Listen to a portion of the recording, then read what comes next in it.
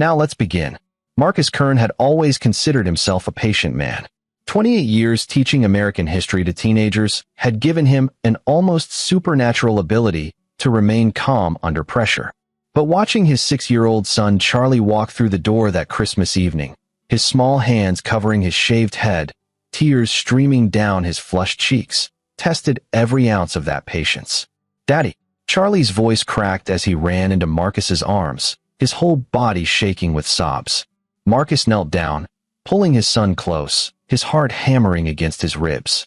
Charlie's beautiful auburn curls, the ones he'd been so proud of, the ones that fell just past his ears and caught the light like copper wire, were gone. His head had been shaved down to the scalp, crude and uneven, like someone had taken clippers to him without care or skill. "What happened, buddy?" Marcus kept his voice soft, though his jaw tightened. Before Charlie could answer, Meredith walked in behind their son, her mother Constance Lindsay following with a satisfied smirk playing at her thin lips. Wilson Lindsay trailed behind them both, his eyes fixed firmly on the floor. "Oh, stop being so dramatic," Constance said, waving her hand dismissively. Her perfectly styled silver hair didn't move an inch, set in place with enough spray to survive a hurricane. "I did the boy a favor. That hair made him look like a girl." "A favor?" Marcus stood slowly, still holding Charlie against his chest. "He's 6 years old. You shaved his head without asking us." "I told her she could give him a trim," Meredith said, but her tone was defensive rather than apologetic. She'd inherited her mother's sharp features, but lacked the steel in her eyes. Instead, she just looked uncomfortable, caught between her husband and the woman who'd raised her. "I didn't think." She said ugly boys deserve ugly hair. Charlie whimpered against Marcus's shoulder. The room went silent. Marcus felt something cold settle in his chest, spreading outward like frost on a window. He looked at Constance, really looked at her.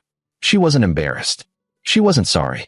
She stood there in her expensive Christmas sweater, diamond earrings catching the light from the tree, and she looked almost proud. "I said children who misbehave don't deserve to look pretty," Constance corrected, her voice clipped. "He was being fussy about sitting still. Maybe next time he'll learn to behave when his grandmother is doing something nice for him." "Nice?" Marcus's voice dropped lower. "You called my son ugly." "Oh, for God's sake. Marcus, you're being sensitive." Meredith finally looked at him, and there it was, that expression he'd been seeing more and more lately. The one that said he was overreacting, that he was the problem, that he should just let it go. "It's just hair. It'll grow back. You're making Charlie more upset by being so dramatic about it." Marcus stared at his wife. They'd been married for 8 years.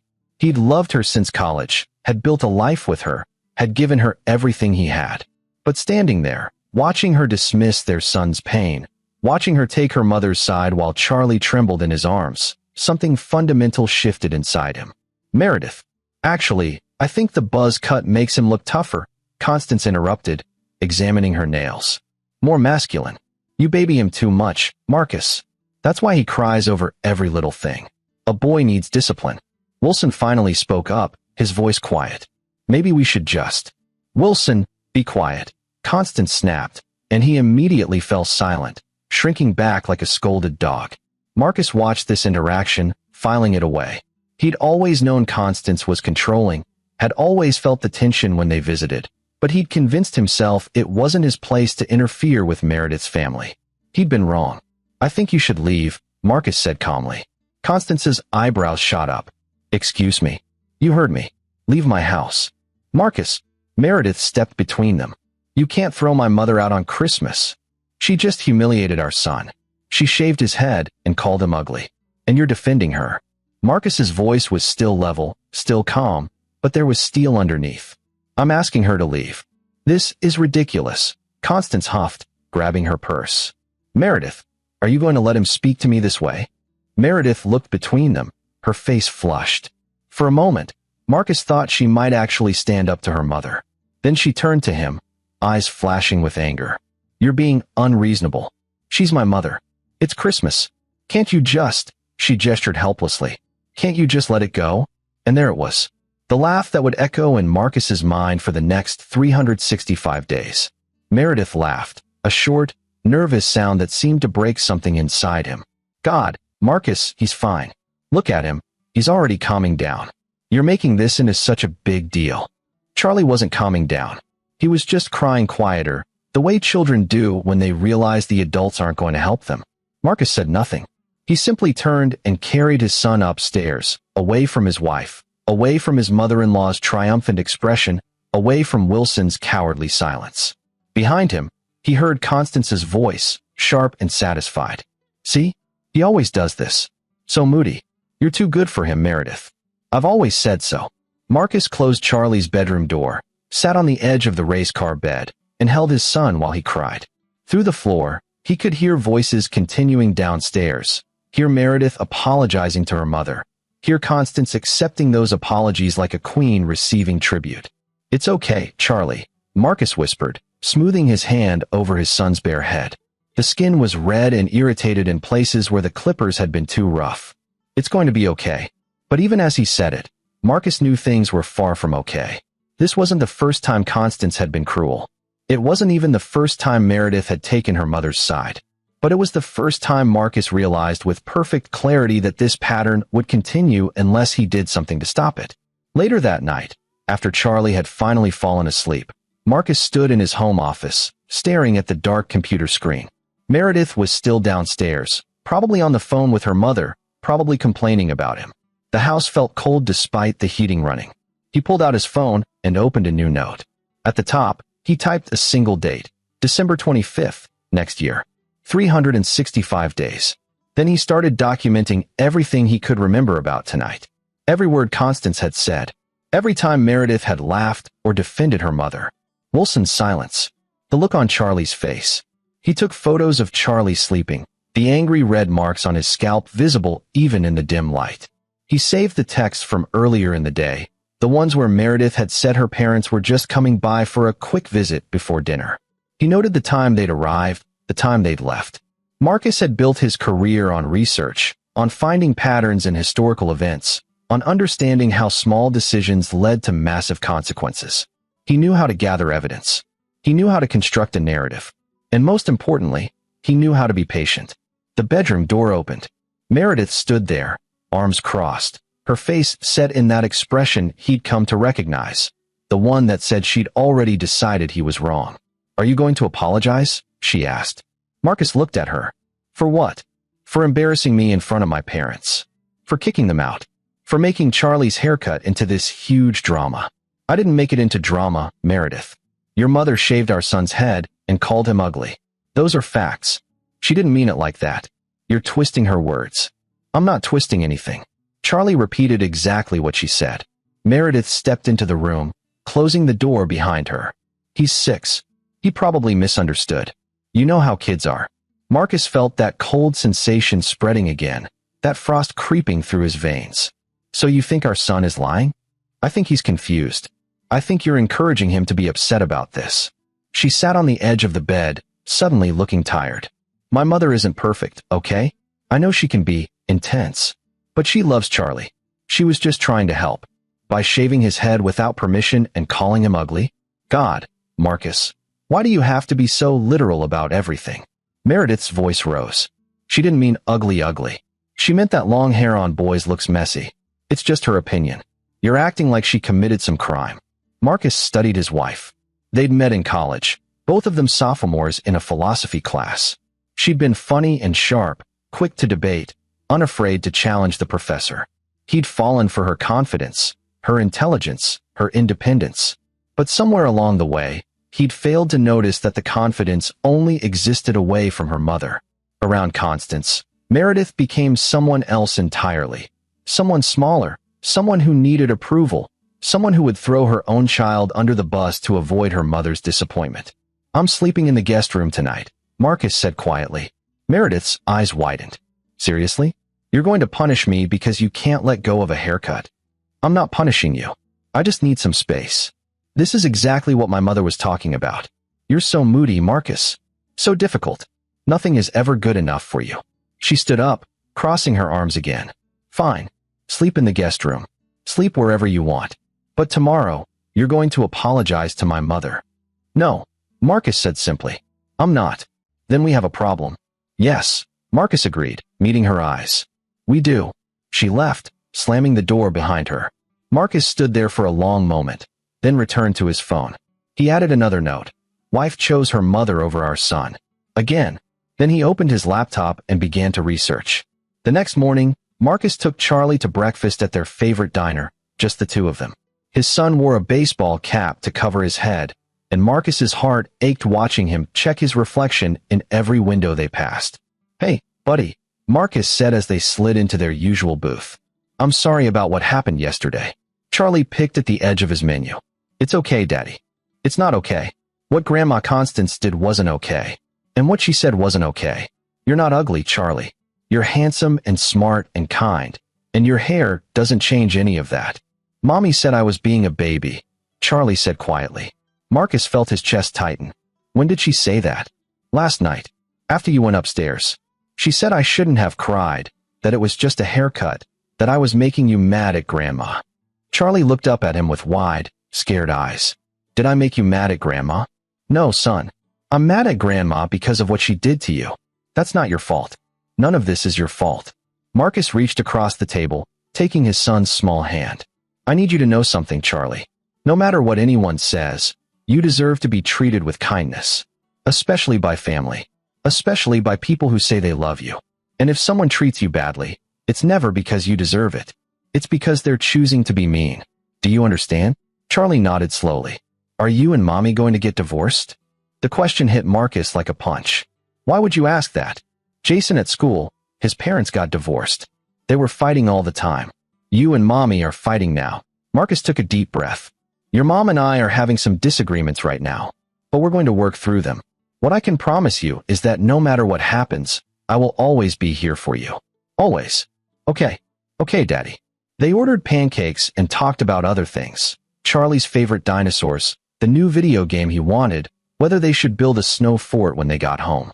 But Marcus's mind was already working, already planning, already building the foundation of what would happen 365 days from now. Because here's what Marcus understood about patterns. They didn't break themselves. They didn't stop just because you wanted them to. They continued, growing stronger and more entrenched, until someone made a conscious decision to intervene. And Marcus had just made that decision. Over the next few weeks, Marcus became a student of his mother-in-law. He watched how she interacted with Meredith, how she'd make small cutting comments disguised as concern. Are you sure you want to eat that, dear? Remember what happened last time you gained weight? He noticed how she controlled family gatherings, how she'd throw subtle fits if things didn't go exactly her way. He observed how Wilson simply nodded and agreed with everything she said, a man who'd been so thoroughly beaten down he'd forgotten how to have his own opinions. But more importantly, Marcus began to notice patterns in Meredith.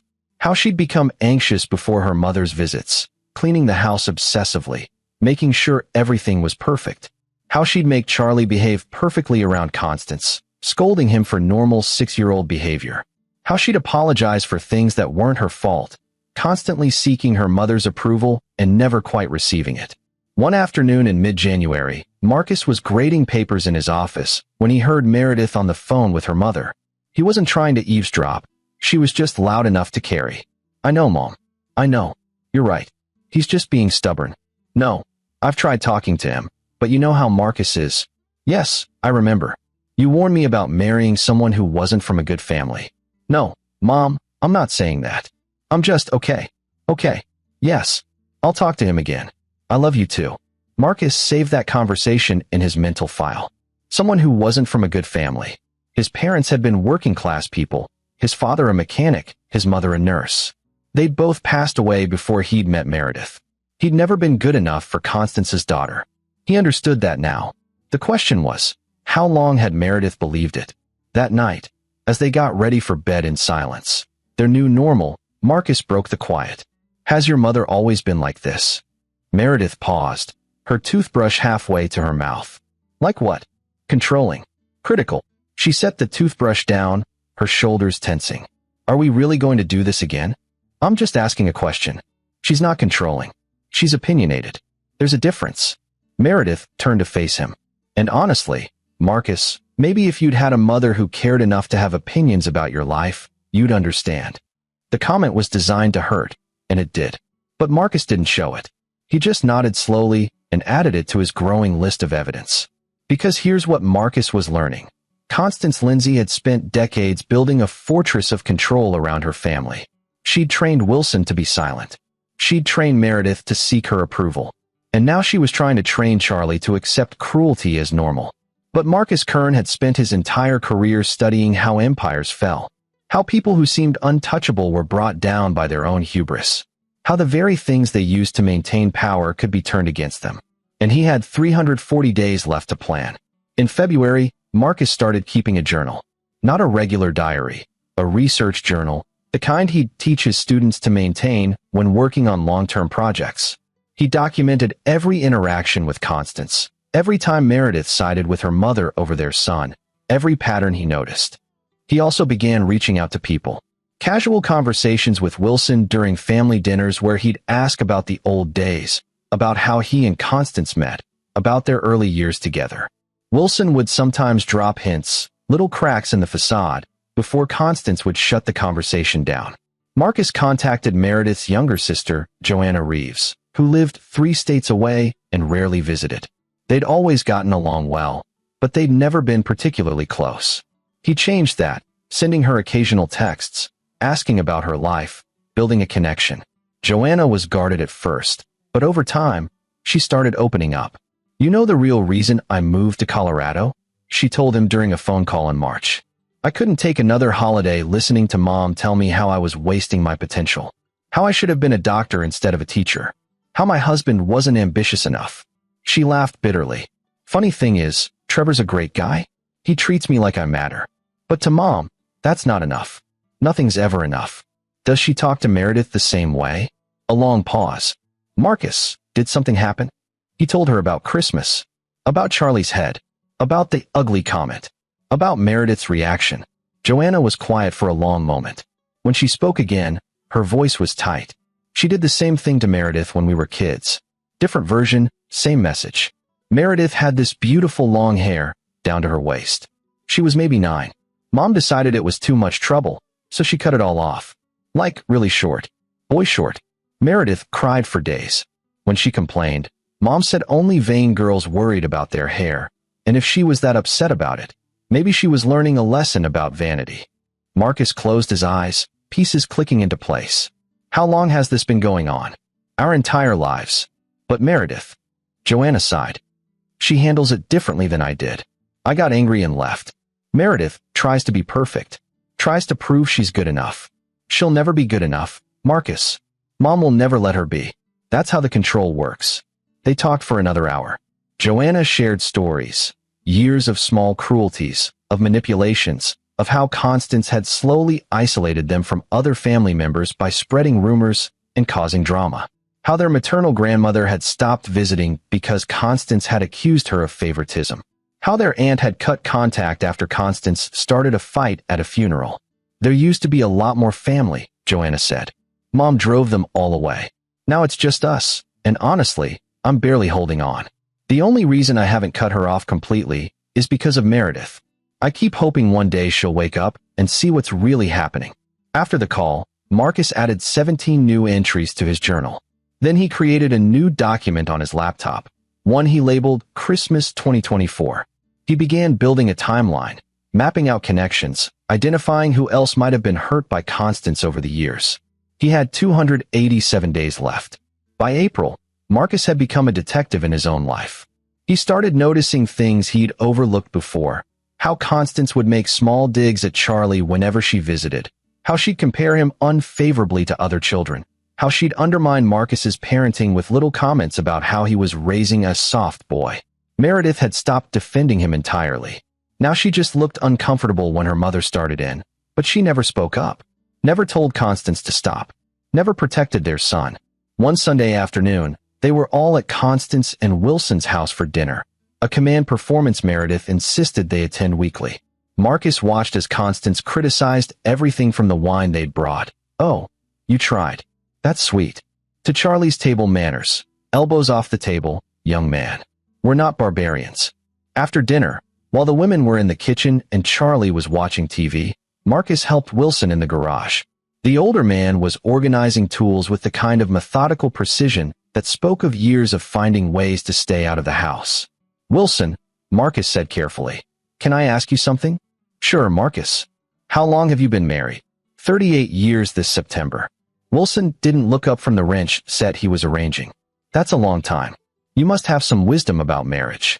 Wilson was quiet for so long Marcus thought he wasn't going to answer. Then, you know what I learned, Marcus? I learned when to keep my mouth shut. Is that healthy? Wilson finally looked at him. Really looked at him. For just a moment, Marcus saw something in the older man's eyes. Regret. Maybe, or recognition. No, but it's safe. What happened when you didn't keep your mouth shut? Another long pause. Nothing good. Wilson turned back to his tools. My advice. Don't end up like me. Don't wake up one day and realize you haven't had an opinion about your own life in 30 years. Marcus nodded slowly, filing this conversation away. Thanks, Wilson. Marcus. The older man's voice stopped him at the garage door. That thing with Charlie's hair. At Christmas. I wanted to say something. I wanted to tell her it was too far. I couldn't. I know. No, you don't. Wilson's hands were shaking slightly as he set down the wrench. You still have time. You still have a choice. Don't waste it. Marcus studied his father-in-law, this hollow shell of a man who'd traded his voice for peace and found neither. I won't. Later that night, lying in bed next to a wife who'd become a stranger, Marcus updated his timeline. Wilson was a cautionary tale, but he was also a resource. Someone who understood what Constance was capable of. Someone who might, when the time came, be willing to speak up. 253 days to go. May brought warmer weather and a new development. Meredith announced that her mother wanted to take Charlie for a weekend, just the two of them, a special grandma-grandson trip to a children's museum 2 hours away. Absolutely not, Marcus said. They were in the kitchen. Meredith had just finished talking to her mother on the phone, her voice bright and cheerful in a way it never was when talking to Marcus anymore. Marcus, she's trying to make up for the hair thing. She's never apologized for the hair thing. She doesn't need to apologize. It was a misunderstanding. It wasn't a misunderstanding, Meredith. She shaved our son's head and called him ugly. Those are facts. And I'm not letting her take him anywhere unsupervised. Meredith's eyes flashed. You can't keep my mother from seeing her grandson. I can when she's emotionally abusive to him. Emotionally abusive? Meredith slammed her coffee cup on the counter. You're being insane. My mother loves Charlie. She's a little strict, maybe, but that's not abuse. You're taking normal grandparent stuff and turning it into some kind of conspiracy. Normal grandparents don't tell their grandchildren they're ugly. She didn't, God. Meredith threw her hands up. I can't keep having the same conversation with you. My mother wants to spend time with Charlie. That's normal. That's healthy. You're the one being weird about this, Marcus. You're the one with the problem. Marcus looked at his wife, really looked at her, and he saw it clearly now. She was so deep in her mother's programming that she couldn't see the truth anymore. Or maybe she saw it and couldn't face it, because facing it would mean acknowledging her entire childhood had been built on manipulation and control. He's not going, Marcus said firmly. Yes, he is. Meredith, I'm his father. I'm saying no. And I'm his mother, and I'm saying yes. She grabbed her purse from the counter. I'm going to my mother's. When I get back, I expect you to have come to your senses. She left.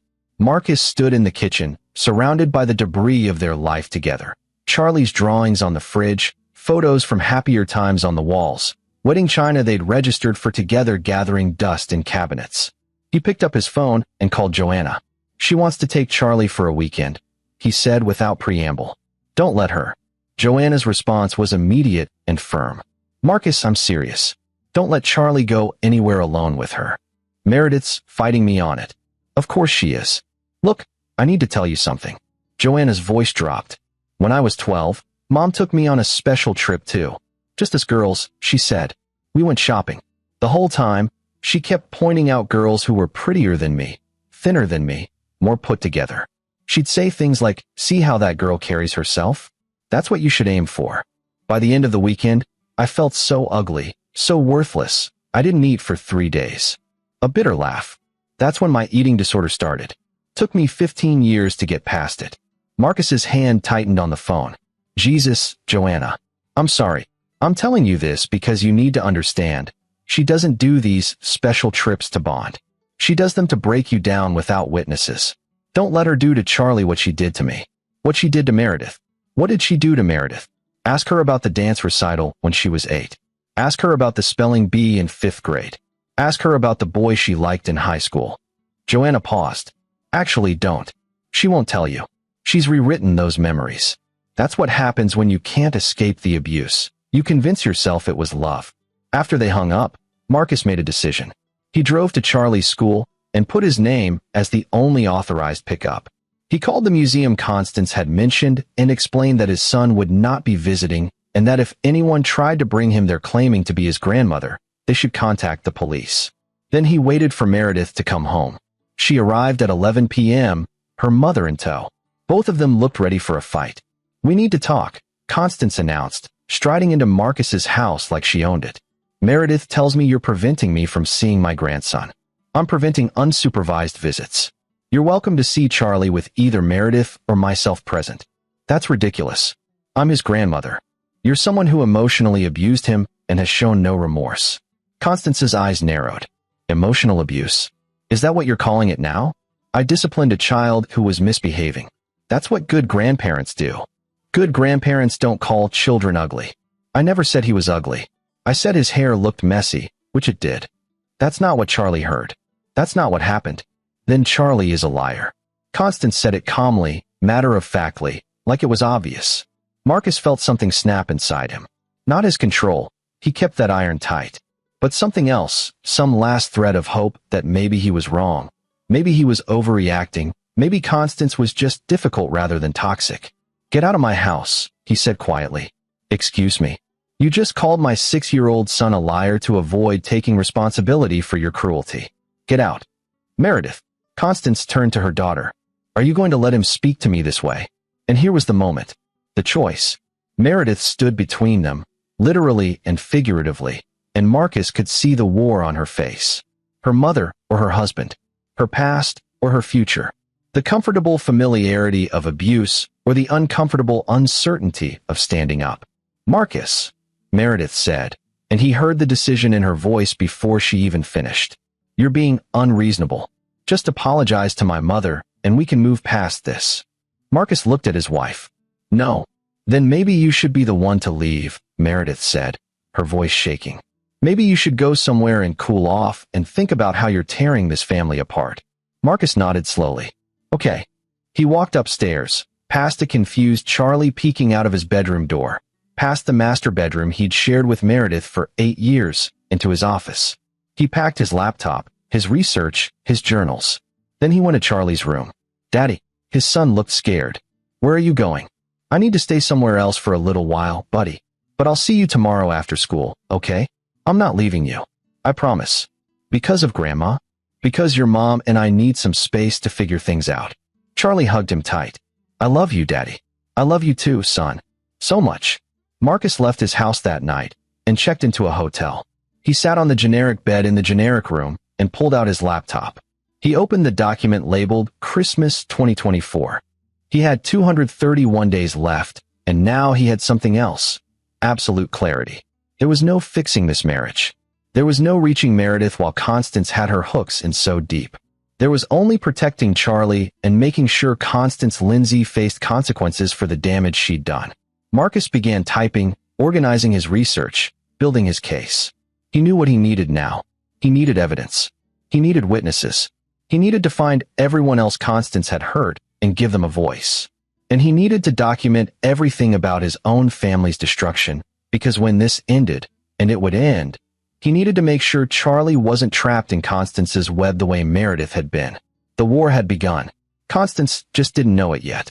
Over the next 3 months, Marcus lived in a furnished rental apartment while lawyers drew up separation papers. Meredith fought him on custody, of course, with Constance whispering poison in her ear about taking Charlie away completely. But Marcus had one advantage. He'd been documenting everything. Every text message, every email, every interaction. His lawyer, a sharp woman named Doreen Ball who'd been through her own divorce from an abusive spouse, understood exactly what they were dealing with.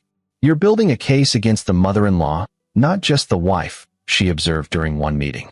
"The mother-in-law is the root cause," Marcus explained. "Meredith is a victim too, even if she can't see it. But Charlie needs protection, and I can't protect him if Constance has access." "Smart. Keep documenting."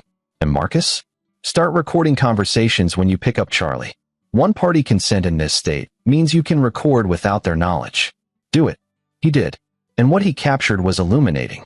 Constance's voice, sweet as honey. Now Charlie, you know Daddy is just confused right now. He's angry, and he's taking it out on Grandma. But that's because he doesn't understand how much we love you. Charlie's small voice. Daddy says you were mean to me. Oh, sweetheart, your daddy doesn't understand discipline. You weren't mean to. I was just trying to help you. Sometimes grown-ups have to make tough choices for children. Like when I fixed your hair. I didn't want my hair fixed. Well, that's because you're just a little boy. You don't know what's best yet. But Grandma does. Grandma always knows best. Marcus saved that recording with the others. June became July. His separation from Meredith became more concrete. She'd gone from begging him to come home to threatening him with lawyers to simply being cold and distant. Constance, meanwhile, had launched a campaign to poison him in the eyes of anyone who would listen. He was abusive, she told people. Controlling. He was trying to keep a grandmother from her precious grandson. He was mentally unstable. He'd been the one to shave Charlie's head and then blamed her for it. Marcus let her spin her lies. He knew something she didn't. Lies had a way of collapsing under the weight of truth. In August, he made a breakthrough. He'd been searching for other people Constance might have heard, reaching out carefully through social media, through old family connections. And then he found Eleanor Kern, no relation, just someone who'd been in Constance's book club 15 years ago. She destroyed my marriage, Eleanor told him over coffee. I was going through some postpartum depression after my second child. She seemed so sympathetic, so understanding. Then she started telling me my husband was cheating on me. She'd point out suspicious behavior, plant doubts. She even showed me photos she claimed proved he was having an affair. Were the photos real? They were real photos of my husband, but the context was all lies. He was at work events, client dinners, normal stuff. But the way she presented them, the story she built around them. I believed her. I filed for divorce. Eleanor's eyes were wet. 2 years later, after the divorce was final, I found out she'd been sleeping with my ex-husband during the whole thing. She'd manufactured the entire crisis to break us up so she could have him. Marcus felt his stomach drop. She had an affair? Oh, honey, not just one. Wilson caught her 3 times that I know of. Each time, she convinced him it was his fault somehow. That he wasn't giving her enough attention, enough appreciation. He always took her back. Eleanor shook her head. She's a predator, Marcus. She finds vulnerable people and she feeds on them. I'm just glad you figured it out before she destroyed your family completely. Marcus added Eleanor to his list. Then he started digging deeper into Wilson and Constance's past. What he found was illuminating. In September, Marcus got shared custody of Charlie, 50-50, which was better than Meredith's lawyers had wanted but worse than Marcus had hoped for. It meant Charlie spent alternating weeks in each home, which meant alternating weeks under Constance's influence. The change in his son was notable. During Marcus's weeks, Charlie would gradually relax, smile more, act like a normal 7-year-old. During Meredith's weeks, he'd come back quiet, withdrawn, anxious about being perfect. Grandma says I need to be a good boy or Daddy might not want me anymore, Charlie told him one day. Marcus closed his eyes, forcing down rage. Charlie, look at me. I will always want you. Always. There is nothing you could do, nothing anyone could say, that would make me stop loving you. Do you understand? Grandma says. I don't care what Grandma says. I'm telling you the truth. She is lying to you. He documented this conversation too. Added it to the mountain of evidence that was growing daily. October brought Halloween and a new development. Meredith called him, her voice different than it had been in months.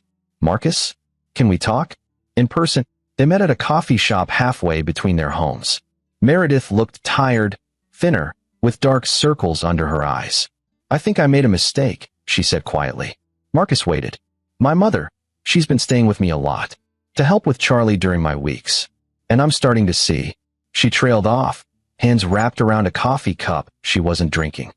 She criticizes everything I do. How I parent, how I clean, how I look. It never stops. And I realized, she's always done this. I just never noticed because it was normal. Marcus felt a flicker of something. Hope, maybe, or pity. Meredith, I think maybe you were right. About Christmas. About the hair. About all of it. She looked up at him, tears in her eyes. I'm so sorry, Marcus. I chose her over you and Charlie, and I don't know how to fix it. This was it. The moment Marcus had been waiting for. The moment when Meredith finally saw the truth.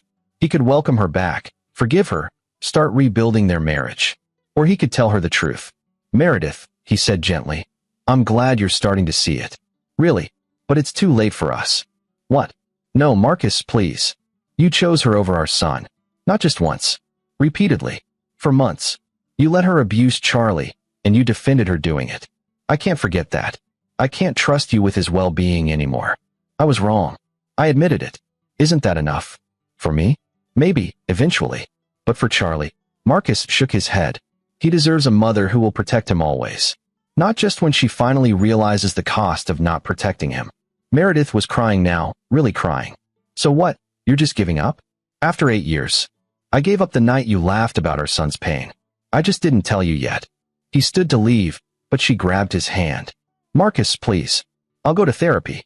I'll set boundaries with my mother. I'll do whatever it takes. Then do it for Charlie. Do it for yourself. But don't do it for me, because we're done. He left her there, crying into her coffee. He felt guilty, but he felt certain too. Some lines, once crossed, couldn't be uncrossed. November arrived, and with it, the final pieces of Marcus's plan fell into place. He'd found them all. The book club member whose marriage Constance destroyed, the cousin who'd been cut off for standing up to her, the former neighbor who'd been driven from their home by Constance's harassment campaign, the bridge group where Constance had systematically turned members against each other until the group dissolved in drama. And Joanna, bless her, had found even more. A paper trail of cruelty spanning decades. Marcus compiled it all, created a presentation, actually, the kind he'd make for his students when teaching about the rise and fall of corrupt leaders throughout history. He built a timeline, included evidence, added witness statements. Then he planned a Christmas gathering. December 20th, 5 days before Christmas. Marcus sent out invitations. Join us for a special holiday celebration at the Lindsay residence. Black tie optional. Bring your memories and your truth. This is a night for family to come together and be honest with each other. He invited everyone. The extended family Constance had driven away. The friends she'd betrayed. The people she'd hurt. And he made sure Constance thought it was a party in her honor. A surprise celebration planned by Meredith to mend fences after the difficult year. Wilson, to his credit, helped. Quietly, guiltily, he provided access to the house, helped coordinate timing, and for the first time in 38 years, made a choice that wasn't about keeping peace. She's gone too far this time, Wilson told Marcus. What she's doing to Charlie, it's what she did to our daughters. I can't watch it happen again. December 25th, Christmas Day. The day Marcus had been planning for exactly 365 days. The house was decorated beautifully. Constance had insisted on it, had spent days getting everything perfect for her party. She wore a designer dress, her hair and makeup flawless, ready to accept the apologies and adoration she was certain would come. The guests started arriving at 6 p.m. Constance greeted them with a gracious smile that faltered as she recognized faces she hadn't seen in years. Faces she'd hoped never to see again. Eleanor, what are you doing here? Meredith invited me. Eleanor lied smoothly. Said you wanted to reconnect. More arrivals. Cousin Letitia Ingram, who Constance had accused of stealing family heirlooms. Former friend Frankie Watkins, whose daughter Constance had bullied in Girl Scouts. Neighbor after neighbor, each with their own story. Joanna arrived with Trevor, her husband, both of them dressed formally and carrying wrapped packages that weren't actually presents. Finally, Marcus arrived with Charlie, both in suits. Meredith was already there, confused by the guest list, but going along with it because her mother had told her to. What is this? Constance hissed to Wilson. A reckoning, he said quietly, and walked away from her. Marcus stepped into the center of the formal living room. Charlie safely with Joanna in the next room. A large screen had been set up, ostensibly for a holiday slideshow. Thank you all for coming, Marcus began. I know this seems strange, gathering like this, but I want to tell you a story. It's about a little boy who, 1 year ago today, came home crying because his grandmother shaved his head and called him ugly.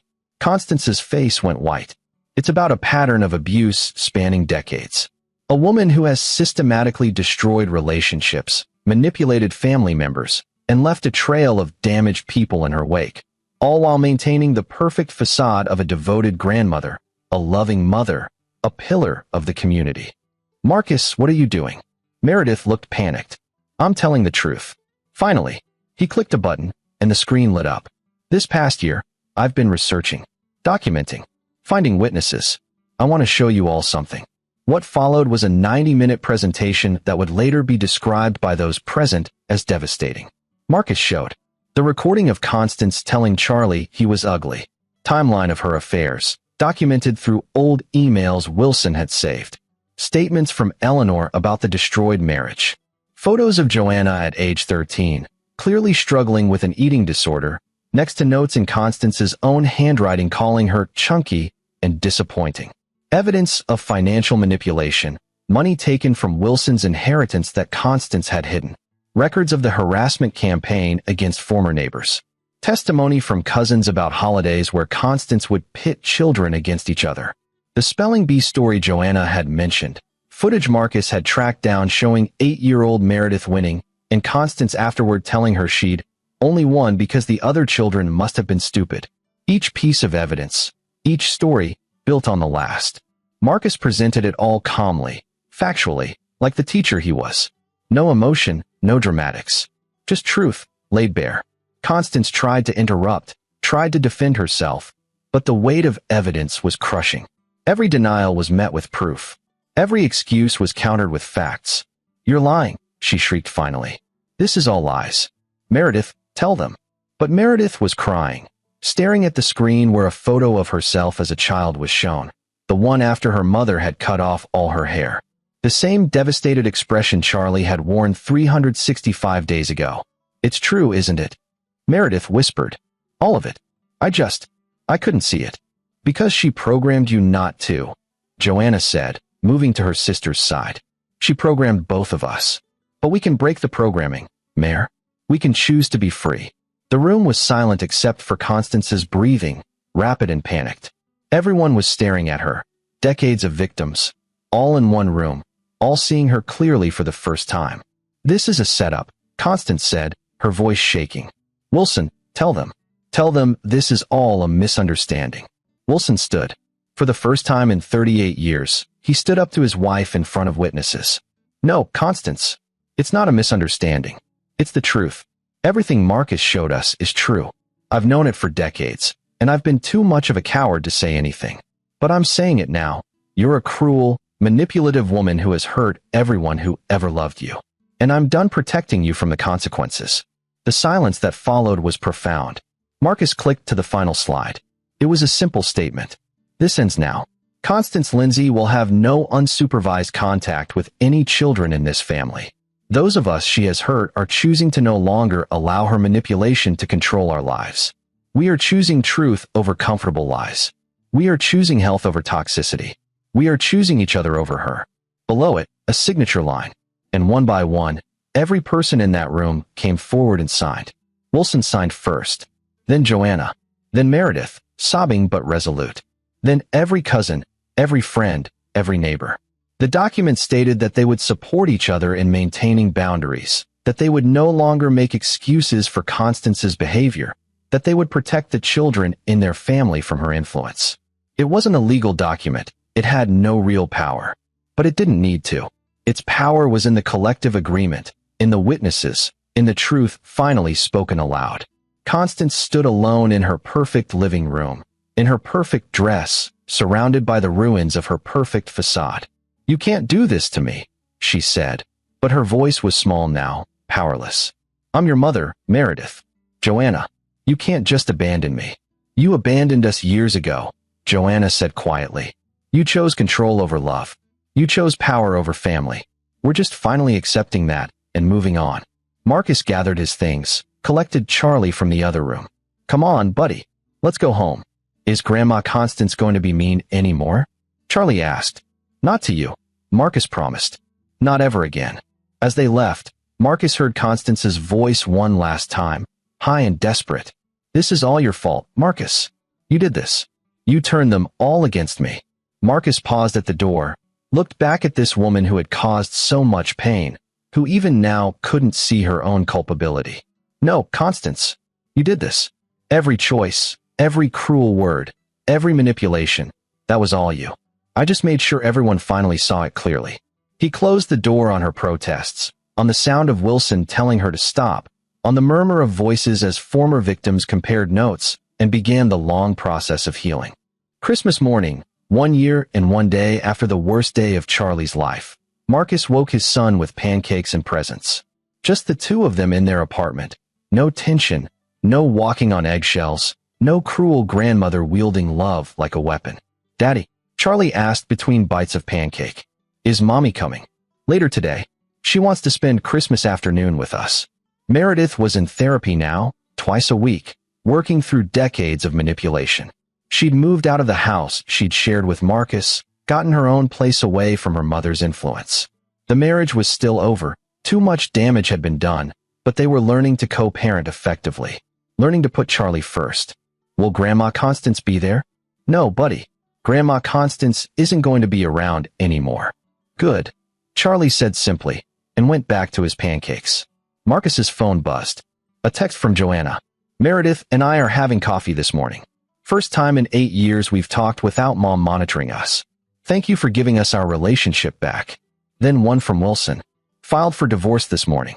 Should have done it 30 years ago. Better late than never. Thank you for the courage, Marcus." Then Eleanor.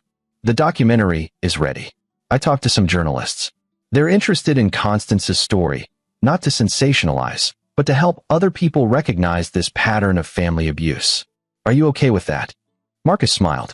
He typed back, "Absolutely. Because that's what this had always been about. Not just protecting Charlie, but breaking the pattern.